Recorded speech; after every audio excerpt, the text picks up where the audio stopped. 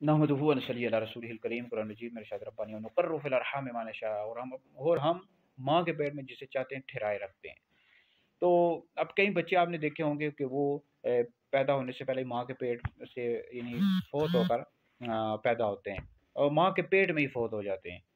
और कई बच्चे ऐसे हैं जो सही सलामत पैदा होते हैं। फिर ये है कि कई बच्चे होते हैं बचपन में फौत हो जाते हैं, फिर कहीं जवानी को फौत हो जाते हैं लोग, और कहीं बुढ़ापे में जाकर फौत होते हैं। तो ये पूरा इंसान का एक प्रोसेस है। अल्लाह रब्बुल इज़्ज़त इंसान की जो रिस्क होता है, बुखारी शरीफ में हदीस मौजूद है कि माँ के पेट में जब होता है उसका रिस्क भी लिख दिया जाता है, उम्र भी लिख दी जाती है, वो सादतमंद होगा या बदबख्त होगा सारा लिख दिया जाता है, उसकी फिर उसमें रूह पहुँच दी जाती है। तो ये सारा इंसान का प्रोसेस है। कोई जवानी में चला जाता है, कोई बुढ़ापे में चला जाता है। तो यह है कि दुआ करनी चाहिए अल्लाह ताला हमारा ईमान सलामत रखे, दुनिया से जब भी जाएँ ईमान की हालत में जाएँ, नबी करीम अलैहिस्सलाम का कलमा पढ़ते हुए जाएँ। ठीक है जी।